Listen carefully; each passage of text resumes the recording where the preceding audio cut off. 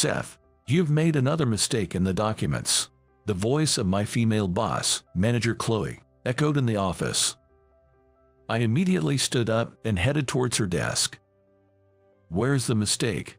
"The amount. The discount is supposed to be 15%, not 20%. But I checked with you about this the other day, Chloe, and you gave it the okay." "I don't remember giving the okay for that." "Don't blame your mistake on me. Correct it right away." Despite Chloe's insistence, I was sure she had given the okay. She's always like this. She changes her mind constantly and forgets what she says. But she always insists she's right and never backs down. Our bosses like her common in every company. "I'm sorry." Reluctantly, I apologized, went back to my desk, and began correcting the documents. "My name is Seth. I'm 38, single, with no girlfriend. I work in sales at a cosmetics manufacturer. The cosmetics industry is predominantly female, and so is our company, with women making up 70% of the staff. There's a deep reason why I entered this industry. When I was a college student, my mother, who raised me single-handedly, passed away. She had worked at a cosmetics counter in a department store for many years, always meticulously made up every day before work. Even when her illness worsened and she was hospitalized, she never missed her daily makeup routine. When I put on my makeup and see my done-up face, it really boosts my confidence and makes me feel so happy, my mother used to say. Looking at a reflection in the large hand mirror, that's what my mom would say. Makeup isn't just for showing off to someone else, it's for women to have confidence in themselves and to live each day joyfully. My mother loved her job. She worked with conviction and pride. I wanted to be involved in the cosmetics work that my mother loved so much. Even now, 15 years after she passed away and I joined this company, I can't forget the smile on my mother's face, happy to see her made-up face in the mirror.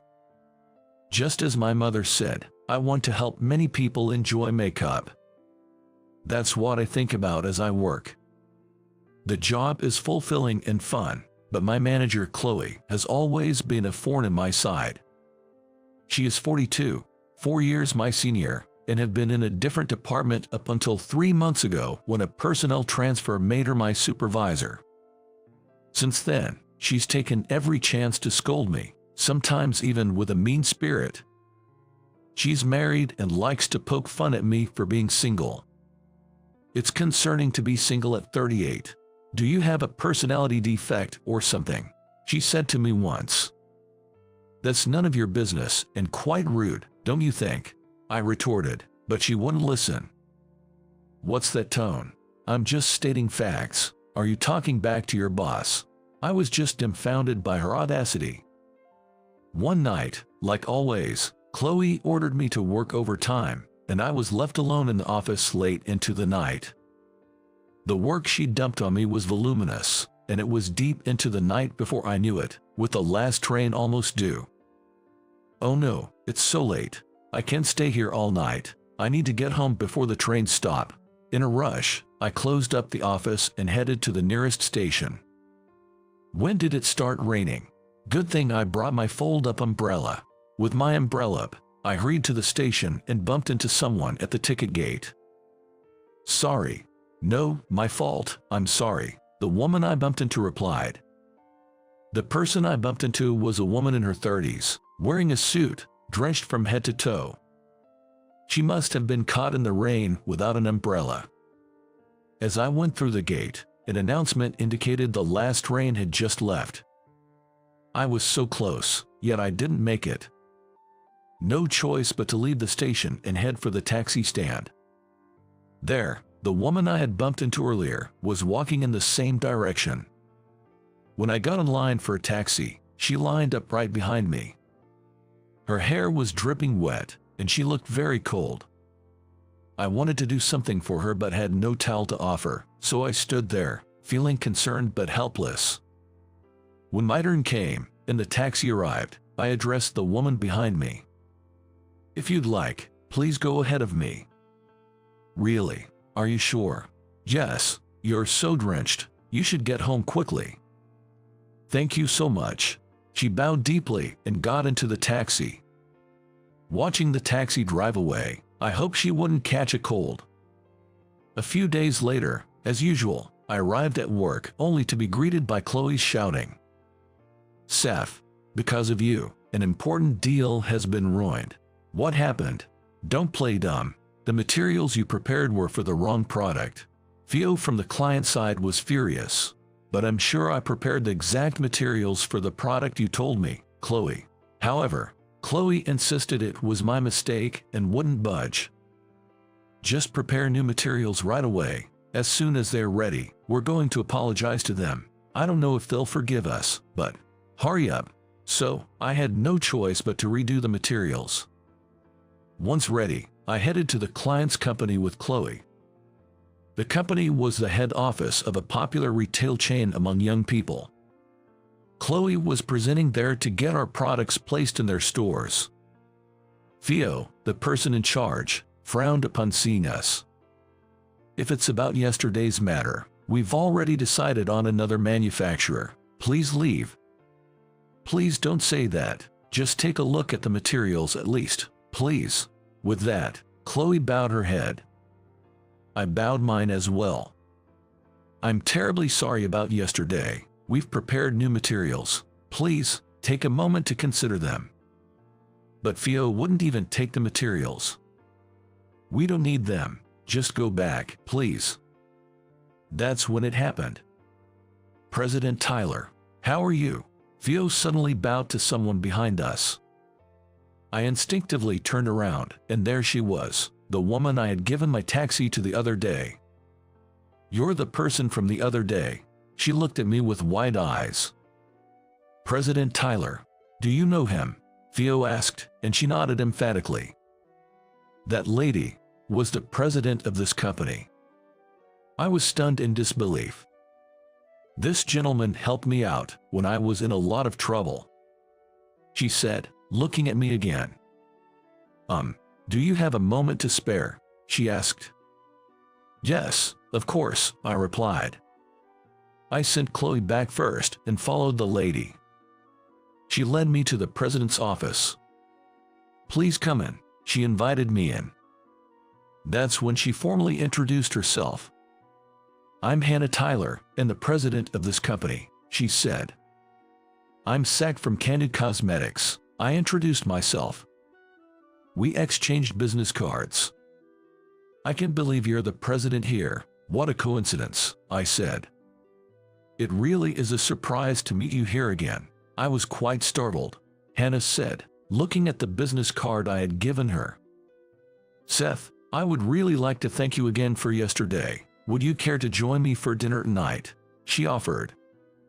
That's a bit much for just letting you go first in the taxi line, I said modestly.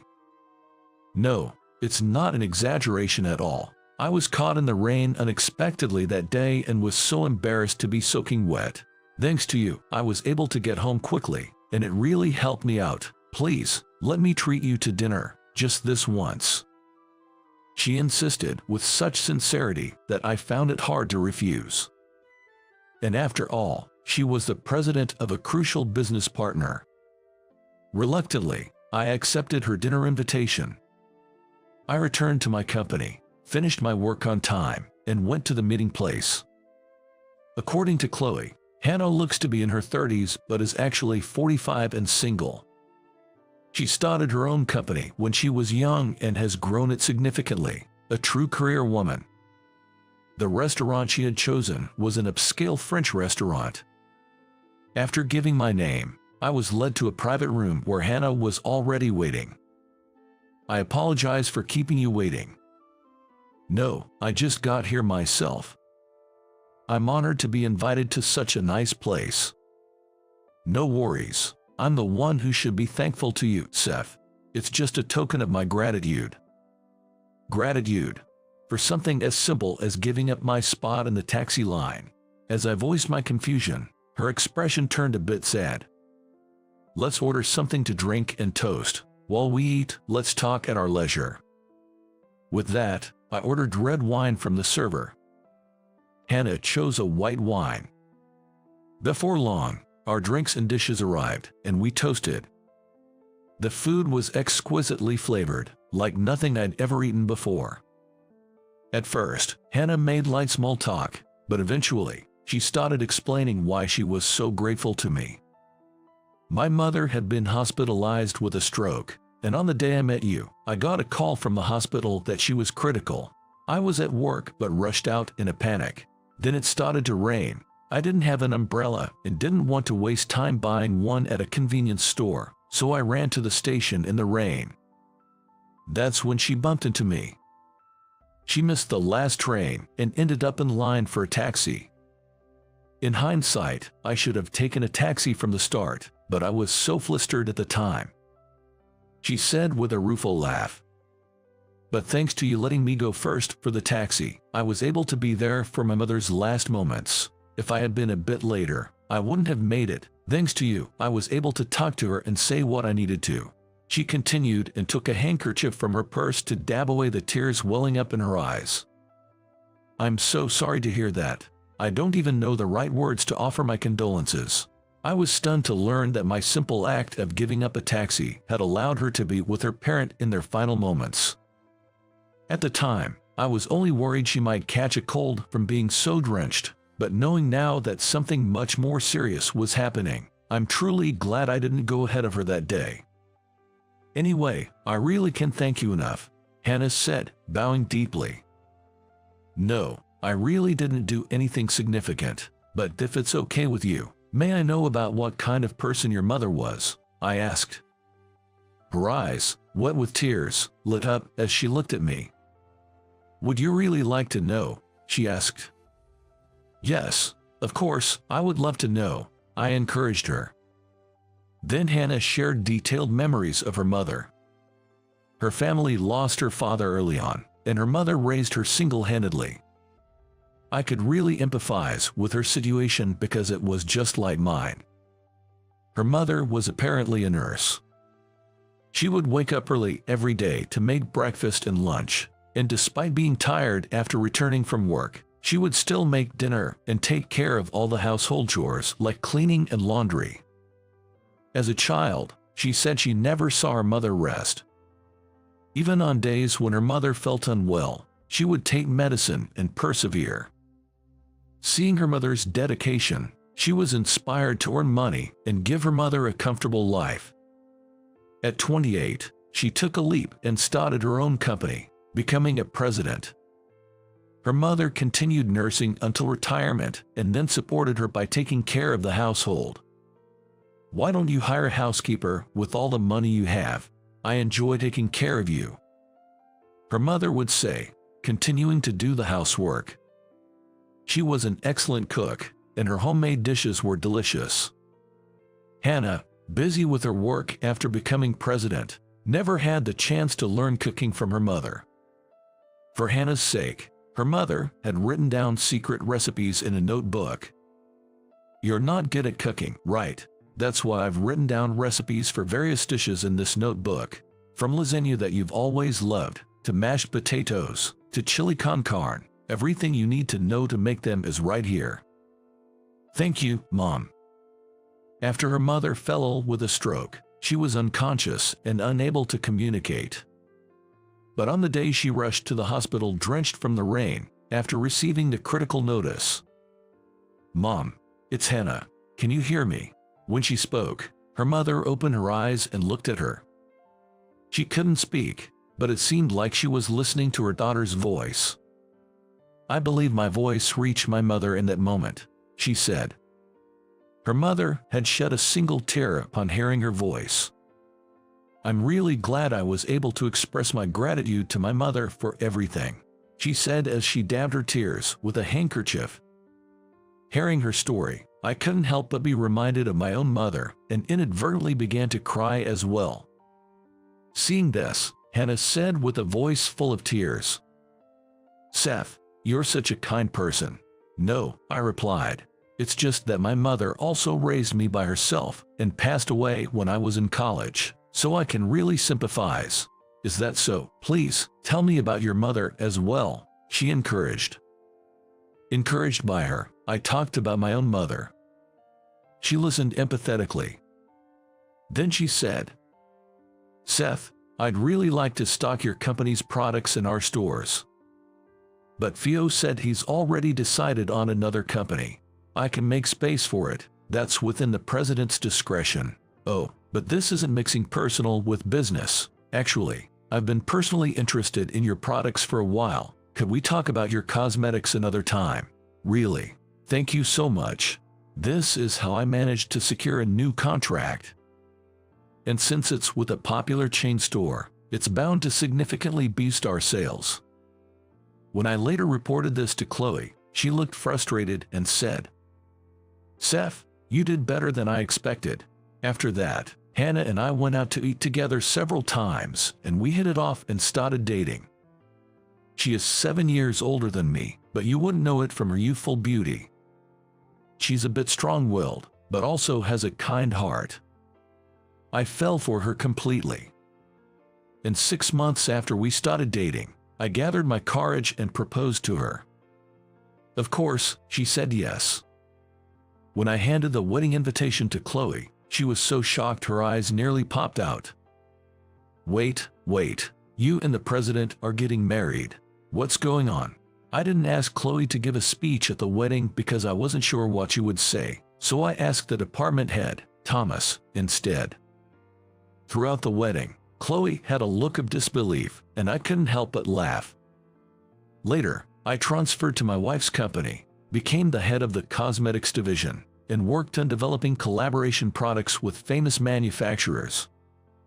Fate works in mysterious ways, and as I reflect on this, I continue to enjoy every moment with my wife. I'm really sorry for always being a nuisance. Thank you for being my partner all this time. A note left on the desk. That was the beginning of everything.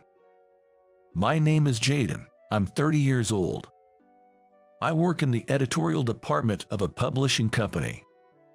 I married my colleague Amy 3 years ago, and we're the so-called dinks. Dual income, no kids. Work and personal life are fulfilling. We had a good marriage, no complaints, or so I thought. One day, out of the blue, Amy left a divorce paper and a note and walked out of the house. There was no particular fight or any memory of blaming my wife. I was completely at a loss as to why she wanted a divorce. Going back in time a bit, I met Amy during the new employee training at work. I was in my 5th year at the company, and the junior I was in charge of was Amy, fresh out of university. Hello, I'm Amy. Nice to meet you. I was a bit worried about her being excessively cheerful and giggling without reason. As expected, she wasn't tall that into her job. Moreover, she was clumsy and made many mistakes, the epitome of a newbie who just couldn't get it right. Even though it was tough, I decided to make her a proper worker. I need to get a handle on her characteristics. So I started observing Amy closely. She was the type to answer questions before they were fully asked and then make mistakes. But Amy was earnest in everything she did and took on even the most troublesome tasks seriously. Just her presence in the office brightened the atmosphere. She was always smiling and never missed a greeting, and before I knew it, she became the idol of the workplace. Despite being her senior, I ended up learning from Amy. Being able to do your job isn't the only thing you need as a working adult. Being the kind of person others think, I wouldn't mind helping them, is also an important quality. Using her charm and communication skills, Amy gradually transformed into a capable worker. Working with her and guiding her passionately, I realized I was drawn to her. I didn't want to mix work with my personal life. I spent a year being a thorough mentor to Amy, drilling her in the ABCs of an editor. Then, the day I was no longer her mentor, I asked her out for a meal. Under the guise of a celebration for the end of her new employee training. Is it okay, Jaden? This place is famous. It's even been featured in magazines, right? Amy looked around worriedly. For a celebration, the place was obviously too extravagant. I cheerfully reassured her. It's on me today. It's a reward for your hard work this past year, so I went all out. With that, Amy smiled with relief. Even when being treated, she worries about the other person's financial situation. I liked that about her. We enjoyed a full course of famous French cuisine while talking about work. A tipsy Amy with her cheeks slightly pink was so cute it made my heart skip. After the dessert was brought out, as she was about to take a bite with a smile, I said, "To be honest, the whole celebration thing was just an excuse to ask you out. I want to ask you out for real, not just as senior and junior." Amy was gaping with her mouth wide open. Maybe it was no good. Just when I was about to get discouraged, Amy suddenly burst out laughing. "Of course, it's okay. Thank goodness, my 1-year-long unrequited love has finally paid off." Amy's response nearly knocked me over. What an honest person she is. I found myself laughing along, feeling somehow relieved. For some reason, her boundless cheerfulness was my salvation. I was glad she was my partner. Even after we started dating, I kept thinking that. The serious and nervous me, and the bright and impatient Amy. If you add me together and divide by 2, we're perfect. So, please marry me. That's how I proposed to her. Amy, crying tears of joy, happily accepted, and we made it to marriage without a hitch. Even after marriage, Amy was like a runaway train. She'd acted on her desires and, without consulting me, immediately put her decisions into action. She'd suddenly decide on a trip, or I'd come home to find a new pet. I'd give her a smile, but gradually I learned to put a stop to Amy's antics. I could mostly understand what she was thinking, and preemptively stop her from doing something rash. You could say I was the husband who acted as a stopper. Amy would puff up her cheeks and say, "I'm not a child anymore. Can you not check up on every little thing I do? It's like you're my guardian, Jaden." She'd retort like that. Every time we had an exchange like a comedic duo, I savored the happiness of being with Amy. And yet, what on earth is this divorce paper and note on the table? This time, I just couldn't understand Amy's feelings. Moreover, she had sent in her resignation to our workplace. I felt a rush of anger. I immediately grabbed my cell phone. I kept calling, but she didn't answer. I hurriedly contacted Amy's parents' house, but it seems she hasn't returned there. Amy's mom, sounding apologetic, handled my call. "I'm really sorry, but since we haven't heard from her either, we don't know what to do." That was true. Once Amy had made up her mind, blaming someone wouldn't change the outcome. In the end, without being able to have a conversation with Amy, I reluctantly submitted the divorce papers 3 months later. It was a bitter decision, persuaded by both my parents and Amy's. 5 years after the divorce from Amy, I became a divorced office worker and threw myself into my editorial work more than ever. Well, it was the only way to distract myself from the loneliness. I was tasked with creating a tourist guide for each state, which took me on a business trip to Napa Valley in California, where Amy's folks live. It was a busy day. I was running around all day with interviews and meetings, and before I knew it, it was evening. After bidding farewell to the interview crew, I began to walk through the bustling night streets. Now that I think about it, I hadn't visited Napa Valley since the divorce from Amy. For some reason, I was hit with a wave of nostalgia and found myself enjoying a leisurely stroll, taking in the ambience around the main station area. That's when it happened. I saw a mom pulling along a little kid. I was gazing absent-mindedly when a shock hit me, and I blurted out without thinking, "Amy, isn't that Amy?" I found myself sneaking peeks at her from a distance, blending into the crowd. Sure enough, it was Amy. And thanks to the kid throwing a fuss, Amy didn't seem to notice me at all. She passed by me while talking to the kid. Watching her, I felt my pride being shredded to pieces. Dark emotions began to swirl inside me. I had struggled so much with the divorce, and yet there was Amy, seemingly remarried and living happily. It had been 5 years, but still. I was honestly shocked at how deeply I was still affected. I thought I had moved on from Amy. Realizing I still harbored feelings for her was painful. But Amy had moved on, started a new life without me. I had to keep telling myself that, trying to force acceptance. Sadly, it just wasn't my place anymore.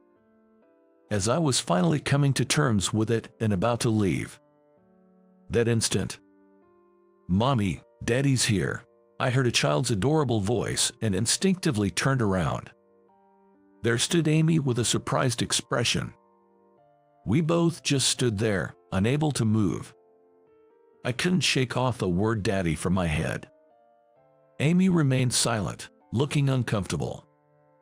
I found myself blurting out, "Hey, long time no see, you look well. If you've got a minute, I suggested we go to a diner nearby to talk."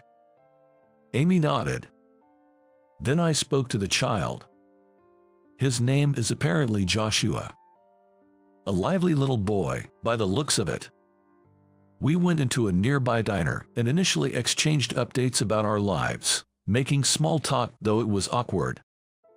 After a while, I confronted Amy with a question that had always bugged me. Why did we even end up divorcing? I can't think of any reason. Amy looked uncomfortable but seemed to make up her mind. Taking a deep breath, she began. "There's something I never got to tell you." My heart was pounding as I waited for her to continue. What could have driven Amy to leave so suddenly? What had I done? "I found out your true feelings. I overheard you telling someone how my presence was a bother, how we married too soon." Even as she was entertaining a playful Joshua, Amy was seriously addressing me. Her voice was becoming tearful. Hearing that, she suddenly felt like she shouldn't be there, and she left the house, she said. I listened intently to Amy's story, but for a moment, I was completely taken aback. I had no recollection of saying such a thing. Did I ever say something I didn't mean? Even when I asked if she might have mistaken me for someone else, she just shook her head. As I was deep in thought, arms crossed, it hit me. Maybe, I've got it. It was that time. I stood up, my voice echoing in the diner. No, it's all a misunderstanding, Amy. I started to explain the situation to a confused Amy in rapid fire. That was about a fictional story for work. You must have overheard and got the wrong idea. You know that Tom from my college days is a writer, right? Amy's expression changed as if she finally caught on, her hand over her mouth. I began to explain Tom's situation. He was trying to be a novelist while working. A man juggling 2 careers. So he often came crying to me, a professional in writing, seeking advice. That day, 5 years ago, Tom was stuck on a story he was submitting for a literary award and called me.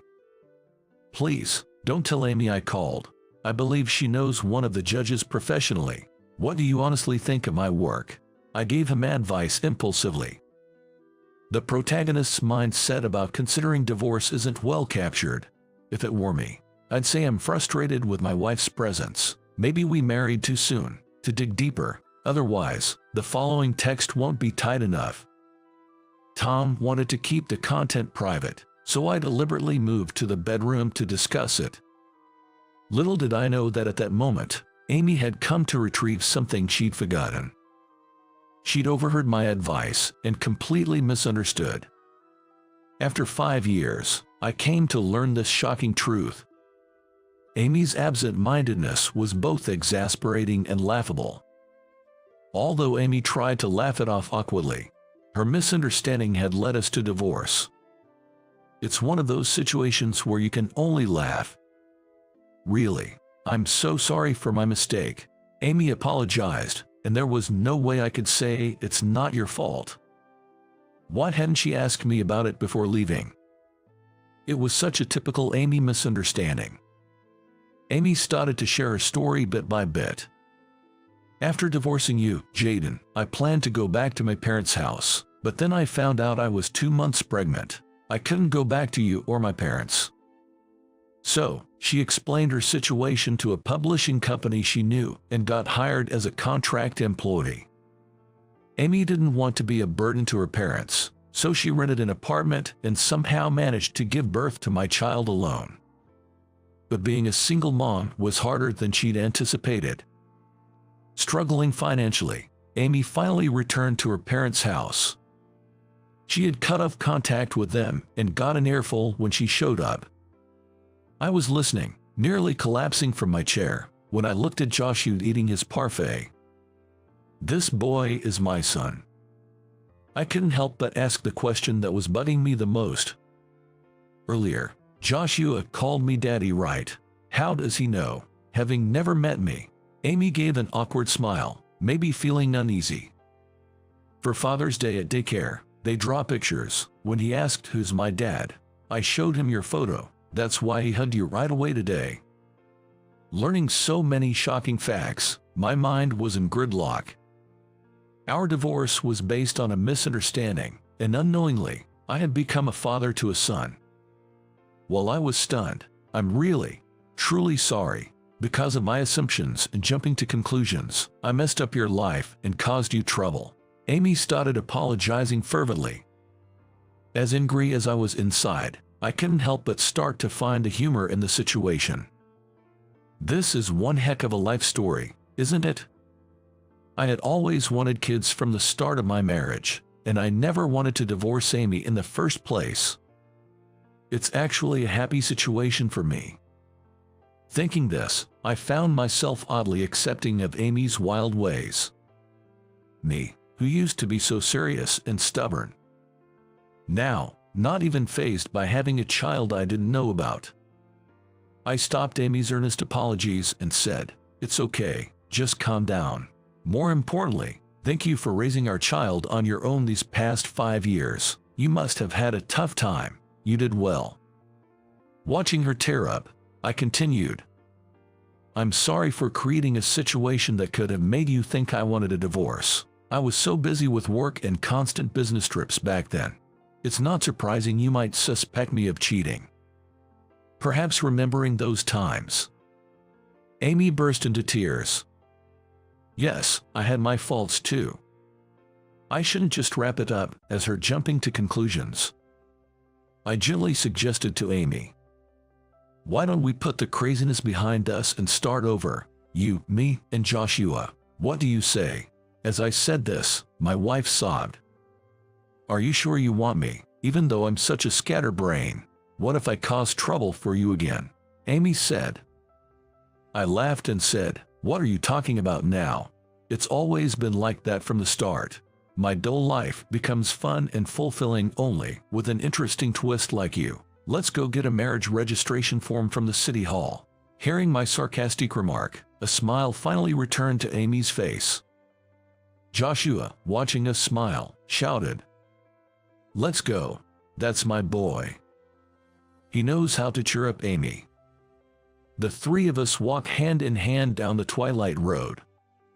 To make sure we don't pass by each other again, to make sure we don't part again. That was the moment Amy and I truly became husband and wife. A year has passed since that fateful reunion in Napa Valley. We remarried without a hitch. Back to being the same quirky couple, and Joshua quickly accepted me.